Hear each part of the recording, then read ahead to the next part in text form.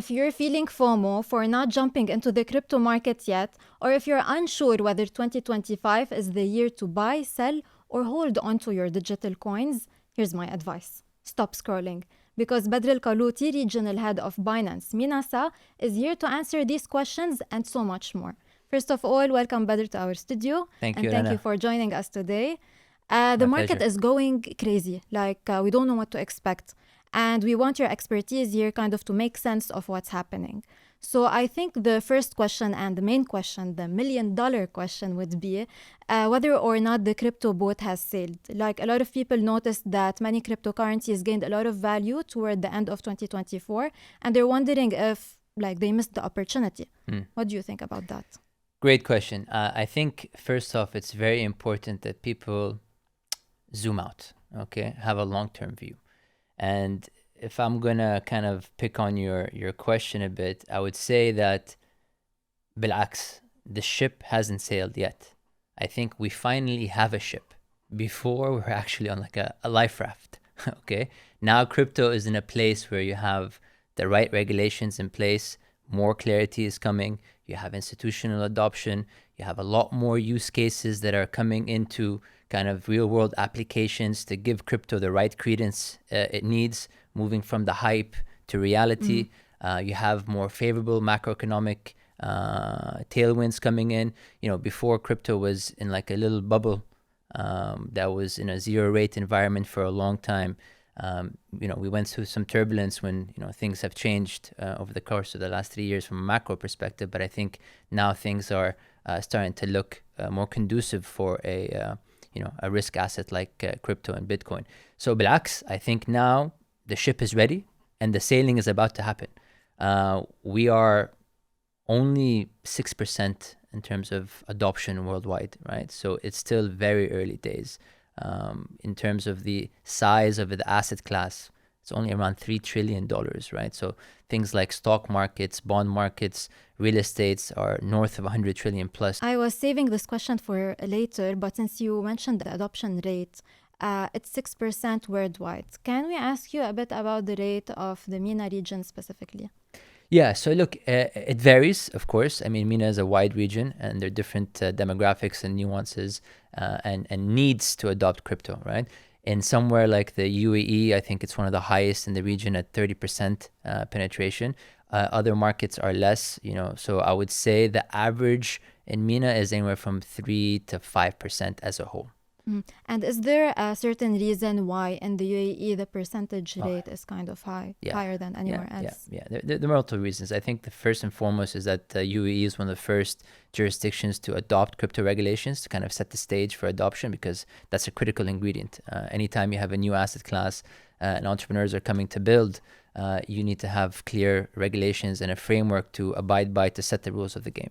So that's, I think, the first thing that UAE differentiated from the rest of the markets in terms of taking that first step to set the regulations to, pave the way for adoption.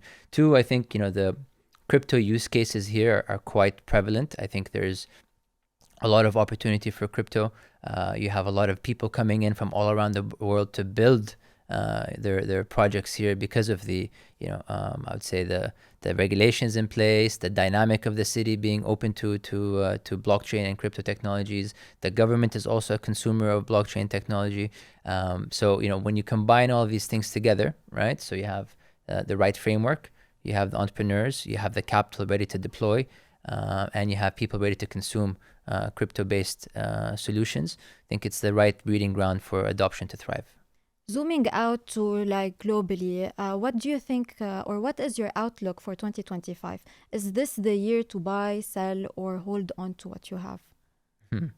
Okay, so I think there are 4 major paradigm shifts that I think people need to be aware of, right? Because past performance is not an indication of future results, right? Number 1, the macro factor has now become a lot more important whenever you're investing in crypto, whether you're doing short-term trades or holding for the long term. I think crypto is a lot more sensitive now to like interest rate cycles, to global liquidity cycles. And so you have to be aware of the macro picture before looking at the specific crypto industry, because they kind of work together now or have an impact on each other. The second is that the structure of the crypto market has changed significantly. In the last, I'd say, 4 or 5 years, 6 years, there was like thousands of coins. Now there are millions of tokens, right?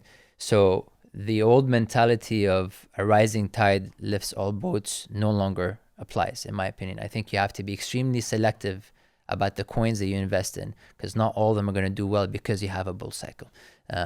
So some narratives or some segments or some tokens within crypto will outperform others significantly, and it's not like how it used to be before, where everything rises together when we had a bull run. 3 is, I think, with the increased adoption of institutions, the traditional crypto cycle, that traditional 4-year crypto cycle, is no longer going to necessarily play out again, right? So we need to be aware that things have changed. The institutional player is a lot different than the traditional retail player, and so they will have different horizons. They will have different preferences when it comes to what they invest in. So that needs to be taken care of. And then lastly, I would say the future is quite bright. Why? Because as I mentioned earlier, there's a lot of like catalysts for 2025.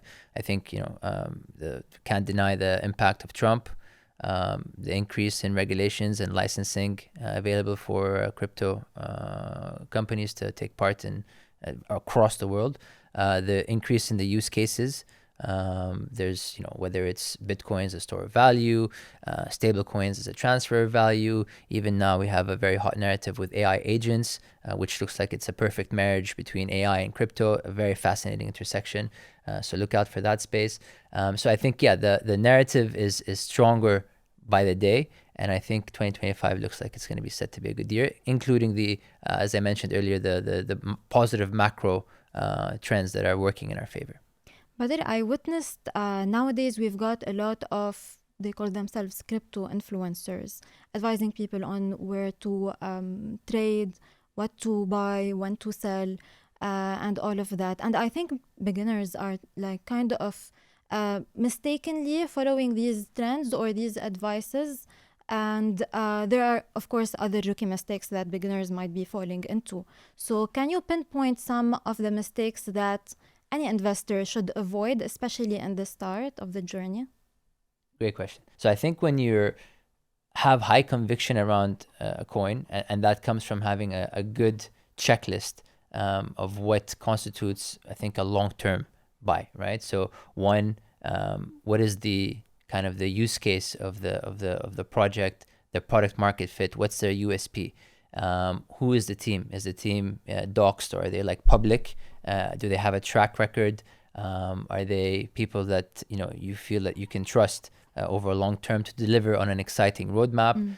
Is the tokenomics correct? Like, I won't say correct, but is the tokenomics conducive to a long term hold? Meaning that there's a balance between supply and demand. There's a utility to the token. The FTV ratio isn't really too high, because sometimes that means that there's a lot of sell pressure. So the longer you hold, the more diluted you get. So if all these things check out, they have traction. You can look at the on-chain metrics, whether it's by TVL or active wallets. These things kind of help you build a conviction to say, okay, these tokens make sense. They have a long-term perspective, and I'm going to hold them, right? And then you just have a long-term view, and you ride it out forever, however long you prefer as an investor. The tokens that you should be looking to have a different view and more of a trader mindset is the ones that are around the hype. Crypto is very much narrative based, right? And it goes from rotation to rotation to different narratives based on various things, right?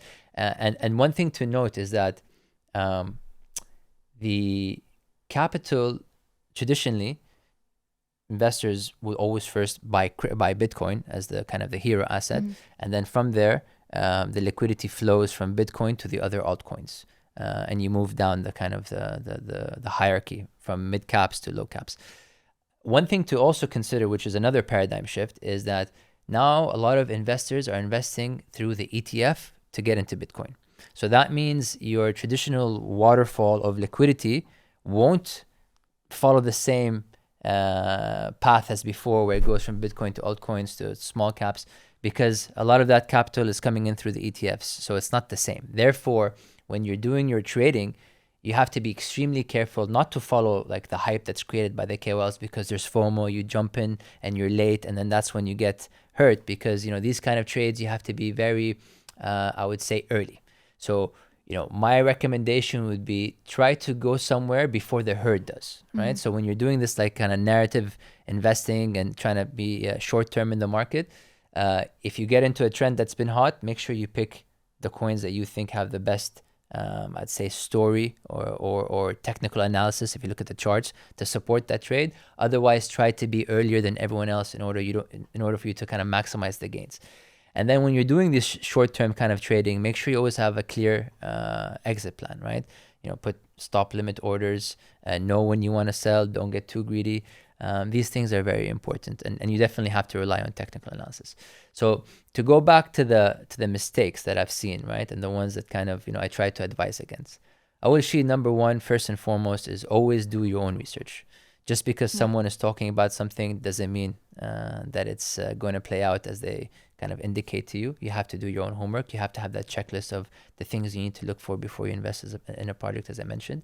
Number two is make sure that you are engaging safely, right? This is very important, right? So you need to make sure that you're using a very trusted exchange like a Binance.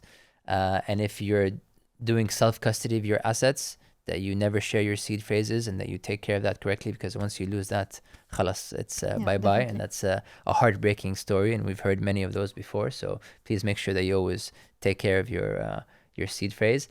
And then also, if you're doing your investing or trading on decentralized apps, to make sure that you're not engaging with fishy wallets.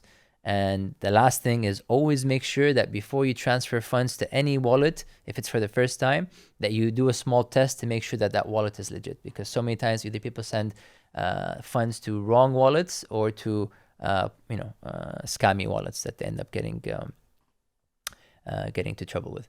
So those are the first two mistakes that I would highly recommend people pay attention to avoid. Number three would be diversification is key, but don't over diversify. If you're too narrow in your token holdings, I think you miss out a lot of the opportunities. Like I said, crypto is also quite narrative based, and there's quite a few exciting narratives out there.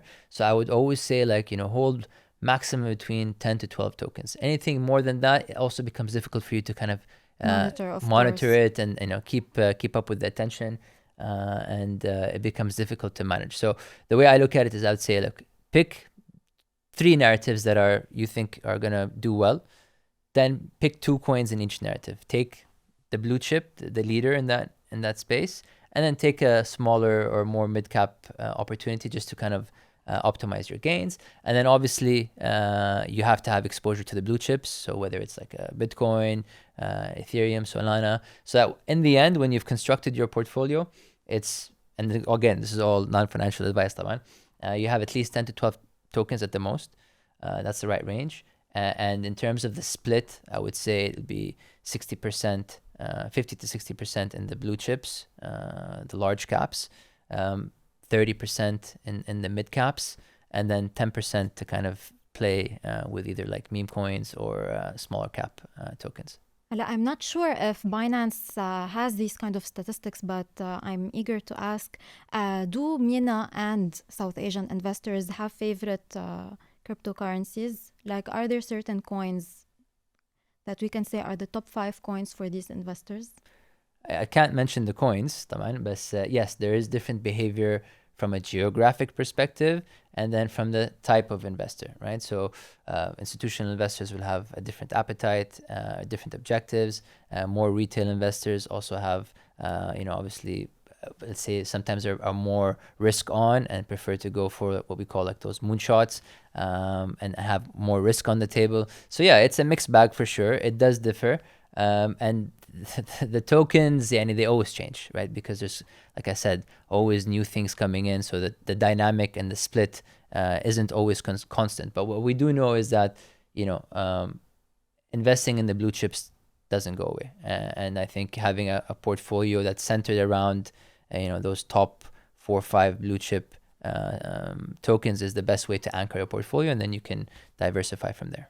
Amazing. We're done with the first half of this interview, which was the informative half. And now we're jumping into the second half, which is the lighter one. And here we will play a small game whereby I will ask you about certain coins and you will reply back with what type of car this coin Okay. reminds you of. Nice. Like, how do Nice. they compare? To bring Okay. perspective to the audiences. Love it. So let's start with Bitcoin. Is it the Ferrari of cryptocurrency? It's the Rolls Royce. It's the Rolls Royce. Mm. Ethereum. People are gonna hate me for this, but in a good way, it's the Volvo, Interesting. Solano. the Ferrari. Dogecoin. Dogecoin is, let's see.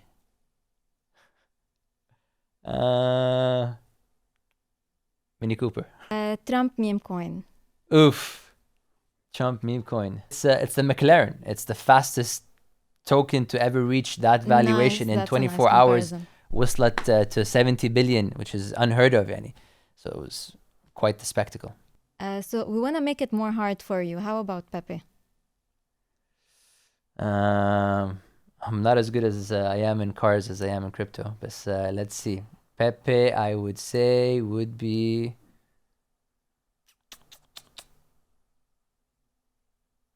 It's the Mercedes. It's the Mercedes of meme Interesting. coins. Yeah. XRP. XRP is, I would say, Cadillac. But did you personally invest in meme coins? Again, not financial advice. Depending on the risk appetite of an individual, and as part of I would say, a well-balanced and optimized portfolio, I think you should have a small allocation, very small allocation of money you're willing to lose in meme coins, because whether you like meme coins or not, they are an important factor in crypto, and it's proven time and time again that retail investors and potentially other investors outside of the retail sphere do invest in meme coins because of the cultural factor that they represent, and it's a trend that I think it's one of those things where, as much as you want to kind of hate on it or deny it, it's not going away, and in fact you should embrace it if you're looking to look for maximizing gains. In the last 6 months, I would say from second half of 2024, meme coins were in a super cycle and they provided you with the highest returns. So it'd be, I would say, not wise to ignore that segment of crypto completely. Have a risk-based approach. Don't go chasing the millions of meme coins that are launched on a daily basis. Have it overall be a small part of your portfolio, and then within that small segment of your portfolio, have the same split where you look at the blue chip memes, the ones that have a market cap in excess of $1 billion. Again, the recent results of traction of Doge just reinforces the power that meme coins have as a representation of community, and that's very important in this digital age, right? So it's something that we have to really pay attention to, and then work your way down to kind of minimize your exposure. So if a meme goes bust, because odds are it will most likely be either a rug pull or will go bust, it doesn't impact you overall, and hopefully your returns from the other meme coins will compensate for your losses, or you could get lucky and hit that 1 in 100 meme coin that goes from 0 to hero, right? So it's also fun. So I get it why people also want to engage in memes outside of the community factor. So yes, in answer to your question, I do have a small allocation within my portfolio in meme coins. There are very few, and they're mostly the blue chip ones. I don't have time to be chasing the thousands of memes that launch every day. Yeah, definitely. How can people differentiate between legitimate projects and projects that are kind of more focused on trends and using public figures to hop on this trend? Yeah. No, great question. I think that's super important to make it clear. So I think number one is looking at the team, okay? If the team is public and are behind the project and are front-facing, that's a good sign. Number two, use the tools that you have available to look at the metrics, right? So you have tools that will help you look at on-chain activity. So again, whether they have active wallets, daily transactions, TVLs, you have tools that show you how much fees these projects are generating. So that's a sign again of product market fit. You have tools that show you what the social sentiment is, how consistent it is over time, because you really want to make sure you know, as much as you can, look at the fundamentals of the project to say that, okay, this is something that's worth investing long term. The projects that tend to just rely on like influencers and the vanity metrics on socials, the community is very important both ways. But a project that just relies on community and kind of social media hype, obviously means that sometimes there isn't much substance there, and so you have to be very careful and very wary when you're investing. So for me, I would definitely start by looking in at the stuff that I talked about to really make sure that the fundamentals and the traction is there, and differentiate between, I guess, the mindset that I have when coming into a token, whether it's a hodl or whether it's a short-term trade because it has the attention right now. Because the attention economy in crypto is a very scarce but very important asset, right? So, when you're getting into a trade just solely based on attention, it needs to be very well timed. You need to have your proper stop losses in place so you don't lose all your money, and you're able to kind of exit quickly when you feel like you hit your targets, and move on to the next one. So last question. If someone is interested in trading, how would you advise them to choose Binance as the exchange platform for that? The easiest question so far. So look, I think number one, Binance has a wealth of knowledge available for someone to understand what's required to be a successful trader. Binance Academy has like thousands of articles and videos online for free that someone can kind of digest to prep himself before trading. Two, I think as a product itself, we offer traders a lot of, I'd say, great products to help them with their journey of becoming, a professional trader starting as a newbie. By design, the app will first kind of take you to a journey what's called light, the light version. So it's not overwhelming. So you're able to kind of take the baby steps before you start running. You also have features like mock trading, so you're able to kind of practice without actually putting in your money. You have features like copy trading, both on futures and spot, which allow you to kind of follow more professional traders. You put money with them and then you see how they trade, so that you're able to kind of get more confidence and learn to eventually become a trader yourself. And then when you evolve as a trader, there's the pro version of the app, which gives you a lot more sophisticated tools and trading bots to become a good trader. And then overall, I think the experience in Binance is second to none when it comes to trading. When it comes to safety and security, I think that sets us apart. It's one of the things that we invest the most in, and one of the things what makes us the most popular and the largest exchange in the world now, with over 250 million users. So yeah. Amazing. I think I'm convinced. Amazing. Thank you so much, Bader. Thank you. It was a very insightful interview. And thank you, Nukta. This was us discussing cryptocurrency.